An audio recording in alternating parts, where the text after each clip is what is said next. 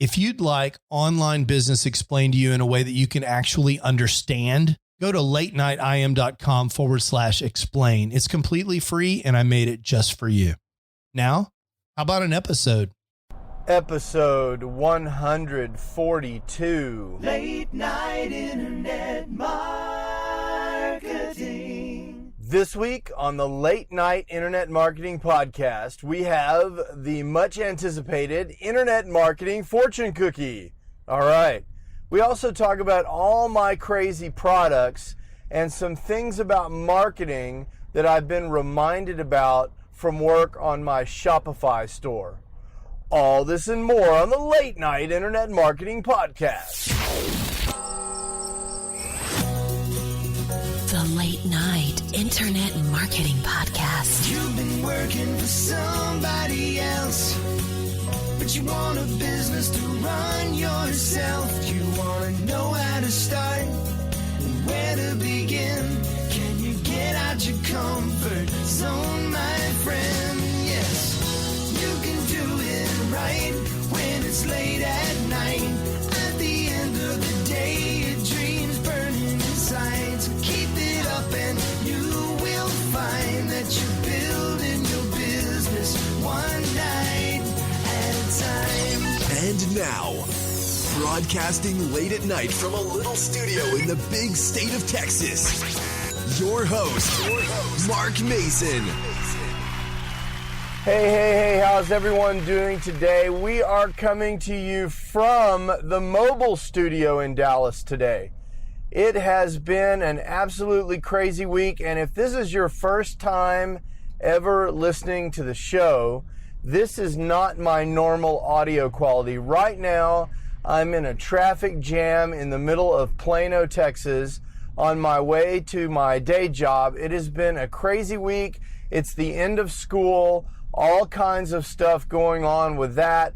Plus, my middle daughter is graduating from high school today.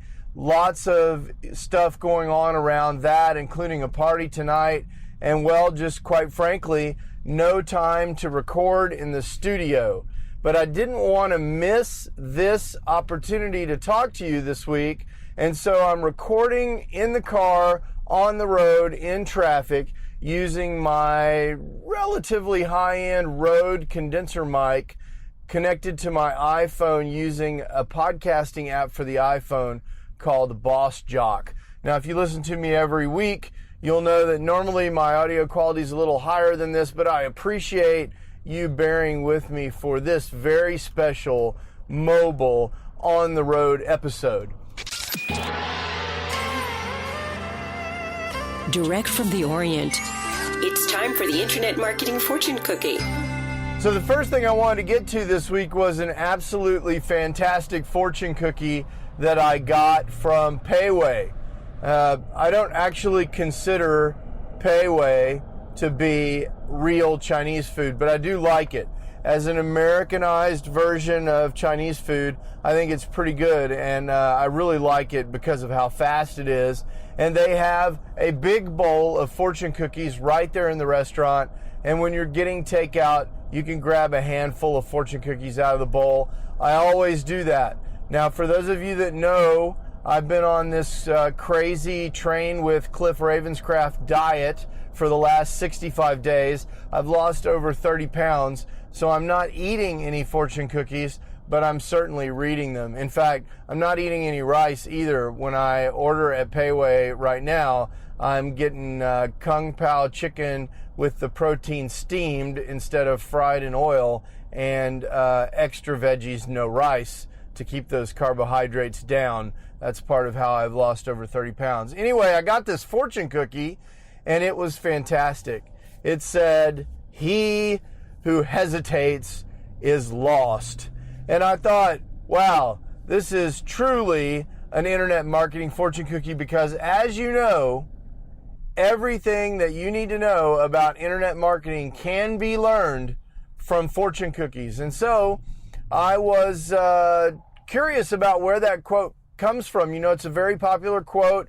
It was used a ton in the 20th century in popular literature. And it actually dates all the way back to the 1700s, and you can find evidence of this quote being used over and over again. And basically what it amounts to is that in order to be successful, you need to move forward, make progress, make a decision, and do things. And so often in internet marketing, I see people who are just completely indecisive. They can't choose a niche. They can't choose what business model to use. They can't decide what their course outline should be, or whether or not to offer a course, or which autoresponder to use, or whatever. And they fall into this thing that's essentially analysis paralysis. They just absolutely struggle with every decision, and it just stretches out the time between when they start and when they have success to be such a long time that eventually they just give up. And so I think one of the questions that you have to ask yourself if you're a solo entrepreneur, especially if you're a part-time solo entrepreneur, is, are you hesitating? And is that hesitation going to lead to all being lost? Or are you taking consistent, bold action in your business? You know, a lot of times what I talk about is, in order to be successful as a part-time internet entrepreneur, what you need to be doing is doing at least a little something on your business every day, taking consistent action. But this "he who hesitates is lost" thing also is really talking about taking bold action. And while you don't want to make reckless decisions, I think it's always impossible to have 100% of all of the information that you need. In most cases, you're doing something that you haven't done before. And so you're going to have to take some risk, try something, see if it works out. And if it doesn't work out, what's the big deal? Just go to plan B. And we'd all like to be right all the time. But of course, guys like Thomas Edison tried 1,000 different things for the light bulb filament. But finally, after thousands of different attempts, found tungsten, and now we have light bulbs. He liked the way that worked out for him, and I think you'll like the way taking consistent, bold action will work out for you in your internet business. Don't be the one who hesitates and finds out later that all is lost. Take bold, consistent action on your business today. It's time to get to work building your internet business. One night at a time. One night at a time. Okay, so the next thing that I want to talk about while we're in heavy traffic is a couple of the interesting things that I've been reminded about as I built this Shopify store e-commerce business. Now, as you know, I have been working with the 100K Factory Revolution program, and the goal of that program is to build a $100,000 a year business using drop shipping methods, where basically you create a Shopify store, you advertise products that are available for sale at low prices in China, particularly on a website called AliExpress, which is essentially Amazon for China. And then you make an arbitrage play. You mark those items up, market them on Facebook, sell them at a increased price on Facebook, and ship them directly from China to the person on Facebook that bought them on their mobile device or wherever they happen to be watching their Facebook feed. And I have proven, not that this is anything new, that this works. I've actually sold hundreds of dollars in products over the last month. I had a multi-$100 month in the month of May, and I'm headed to multi-$1,000 months in the months ahead. That's the goal. And I am hoping to actually get this revenue stream to six figures all by itself. That's the goal. Now, That's not the reason that I took the course. The reason that I took the course was that I knew in order to accomplish what I wanted to accomplish in my internet marketing business, I needed to get better at Facebook ads. And as I mentioned to you in the After the Show segment last week, one of the things that I want to build is a Facebook engine, a Facebook powered funnel that drives traffic to content on my website. There's a content upgrade there that results in an autoresponder, and that autoresponder results in the sale of a course. So a 4-step funnel like that. I'd like to see if, now that I know about Facebook targeting and understand how Facebook advertising works, at least, at a much, much higher level than I did before, that I'll be able to make that work. And so that's the purpose of that. But in those funnels, one of the most important things is this idea of conversion. And there are conversions at every step of a funnel. So you have the conversion of your ad copy versus your targeted audience. Are people clicking on the link in your ad and coming to whatever your landing page or other target is? Then, once they get to that landing page, are they doing whatever the conversion action is on that page? For me, that will be a content upgrade. Sometimes that means clicking a button and giving me your email address in exchange for a download. Sometimes that might mean a direct email opt-in off a squeeze page. And then there will be conversions on the resulting email series. Are people opening those emails? Are they reading them? And then eventually, what percentage of those people are actually buying the course that I'll be offering in the email series as part of that instruction? And so all of those conversions require optimization. If you're converting at 3% and you can double that, well, you just doubled your money, right? And that's a lot of times can be a relatively inexpensive, high leverage, low hanging fruit sort of way to increase your revenues by working on your conversion rates. Now, there are principles in marketing that marketers have used for decades and decades in direct response marketing and in other places to make these things go. And I've been reminded of a couple of these as I've worked on my Shopify store. And I think these are some of the things that you should be keeping in mind as you're trying to sell things, whether you're writing a sales page for the sale of a product, or you're just trying to convert someone to take some action in a blog post.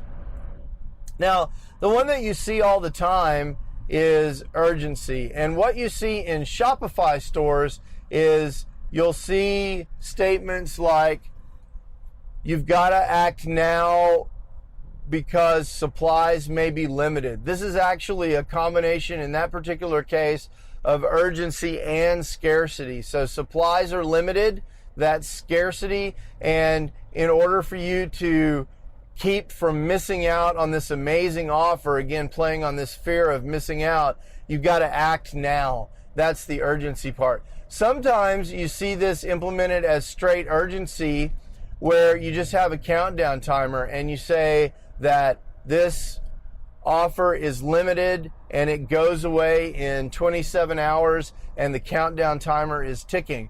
And for digital products or for products where you're drop shipping and there's a limited supply, a lot of times the only reason to introduce scarcity is to increase conversions. I mean, this stuff in China, they're not going to stop building it just because I've decided that I want some scarcity. This is a kind of a decision that you have to make as a marketer, and sometimes it ends up being an ethical decision because sometimes you're talking about introducing false scarcity. Now, for me, in my particular place where I live in the ethics spectrum, I'm never interested in out and out lying about scarcity. I'm never interested in saying that I will be the sale will be over in 12 hours, and then you come back in 13 hours and it's exactly the same price. I believe that if you're going to have a sale like that, you've got to change the price after the end. You've got to take the product off the market after the time expires if you're going to actually do this kind of thing. That's my belief. Not all marketers feel that way, and you'll see a lot of marketers who say, hey, look, this is just a marketing tactic, and we're going to do this, and the fact that we're not telling the truth to the consumer doesn't really matter. I think it matters to the Federal Trade Commission in the United States. I think it matters to me personally, and I think it matters to Facebook as well. Facebook is interested in the experience of their users. They don't really want to send users off of Facebook in the first place. And so if they do, you can bet they're going to be worried about the actual user experience that their users see. And so I think you've got to make your own decision about scarcity.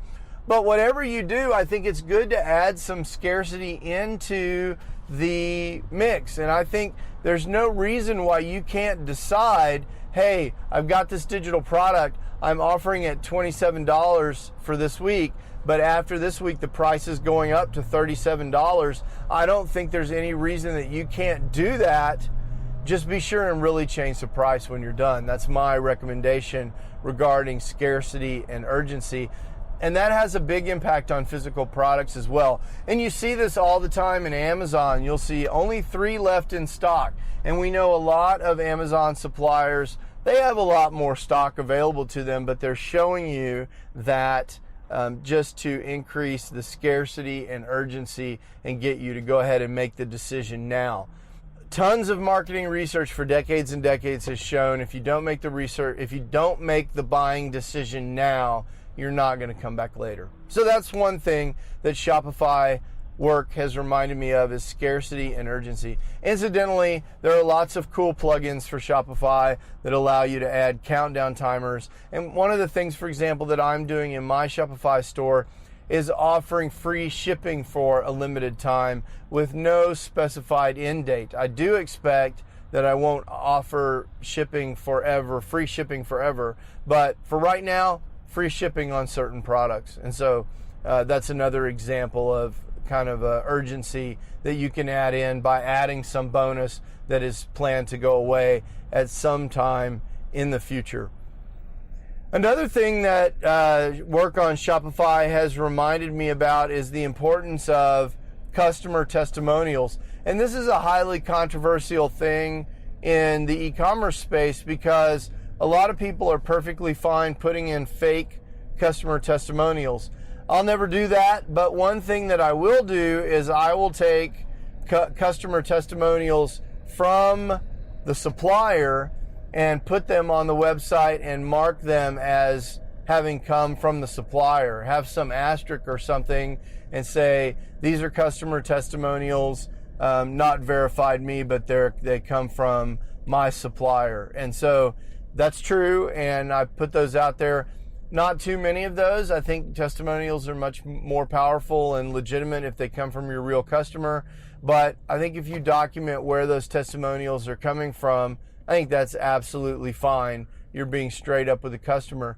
People want to see those 5-star reviews. Amazon has conditioned people to expect reviews, to look for reviews.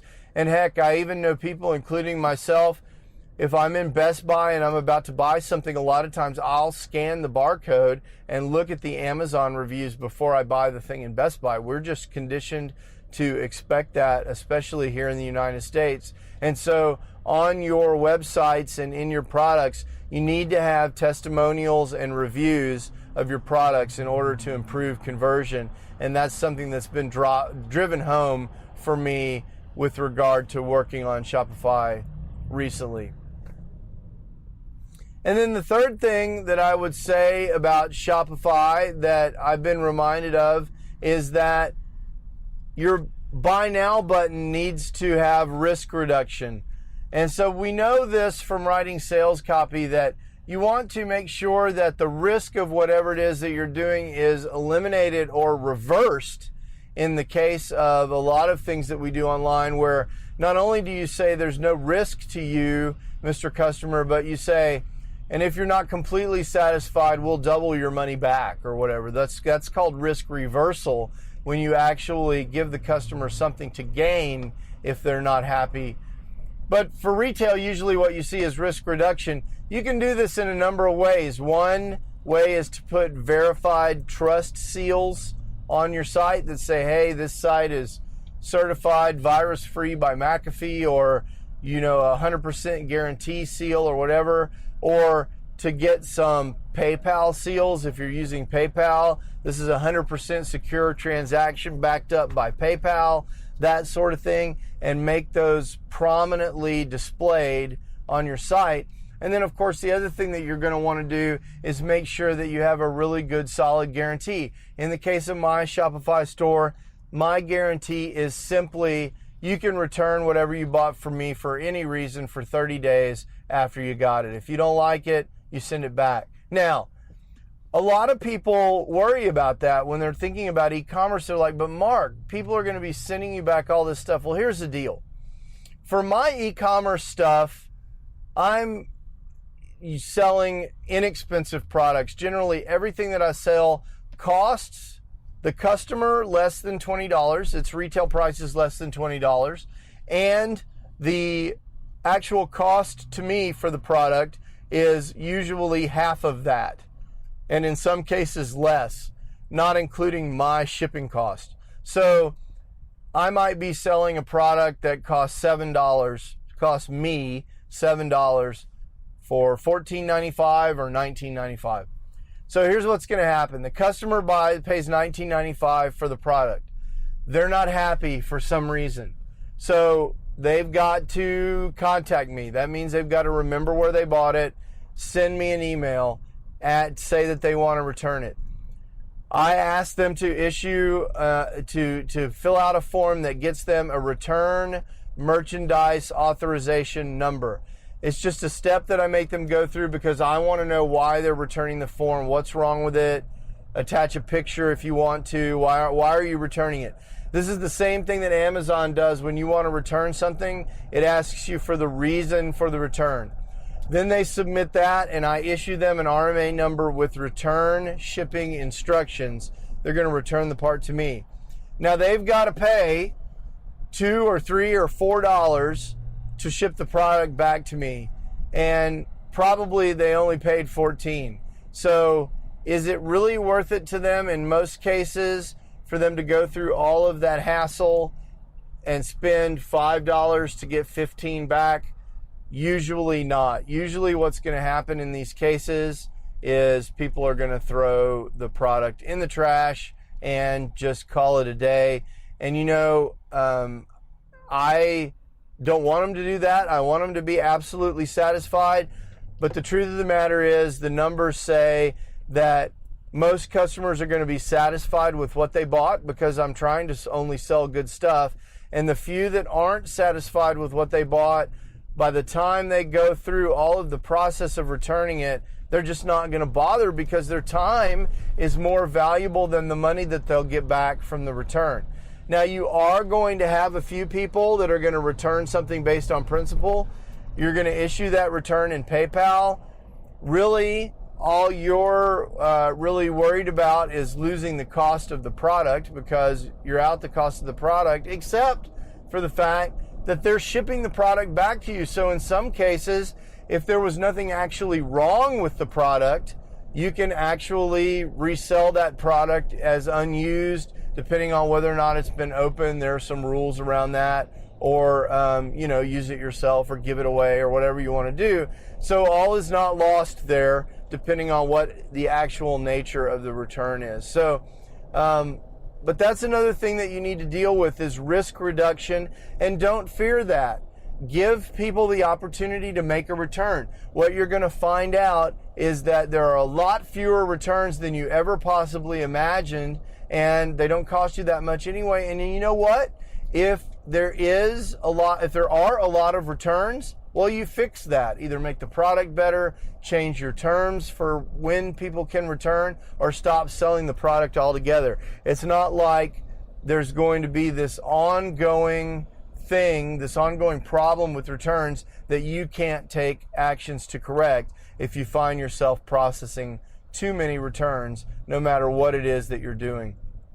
And a lot of times in digital products, one of the things we can do about returns is we can improve the quality of the product, improve the quality of the customer support, improve our customer retention email sequence that we have after the product sells, or we can add timed bonuses onto the product that deliver around the time that the guarantee expires, so that people are incentivized to stick with the product through the return period, and that will decrease your returns as well.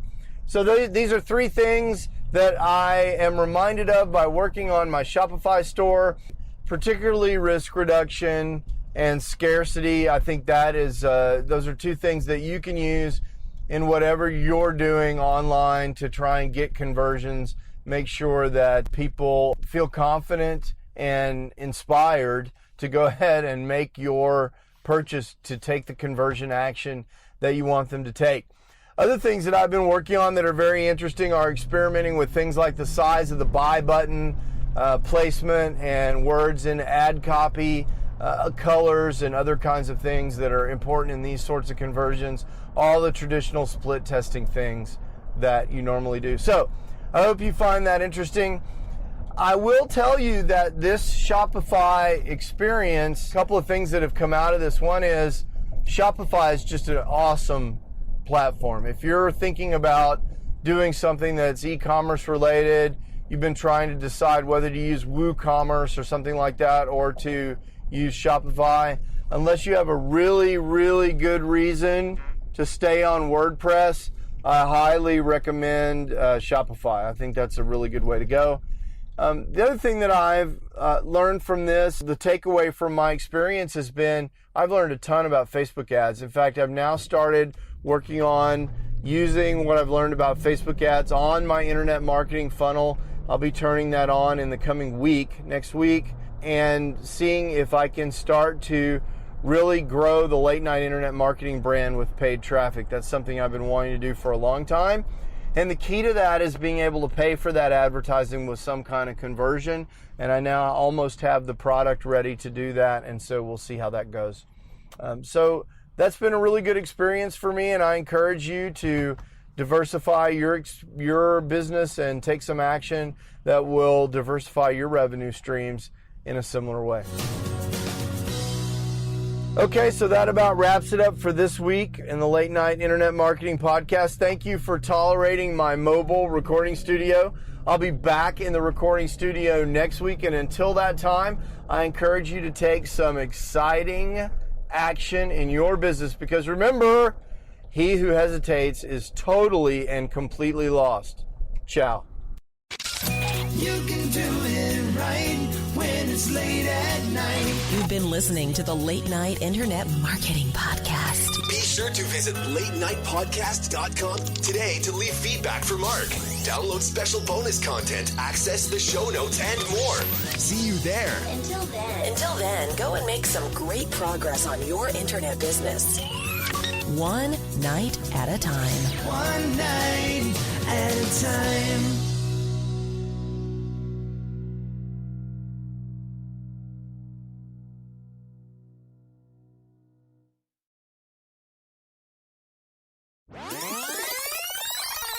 Hey, I'm really excited about my daughter Pam's graduation. Congratulations to her. I'm really proud of her. She graduated with an international baccalaureate degree in high school from an honors program there.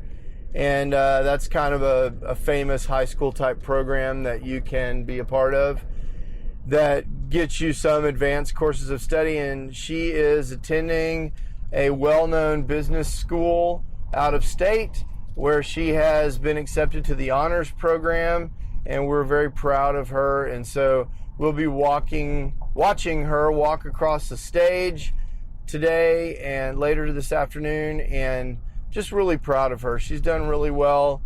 I had very high expectations for her, and she's exceeded all of them. So I hope you guys are having some happy moments with your kids as well.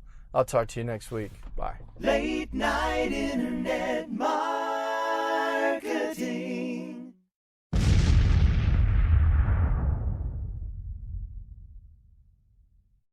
Hey, it's Mark again. I wanted to tell you one more time about this absolutely free resource that I have for helping people who are trying to get the big picture for internet marketing, actually get started and understand what all their choices are.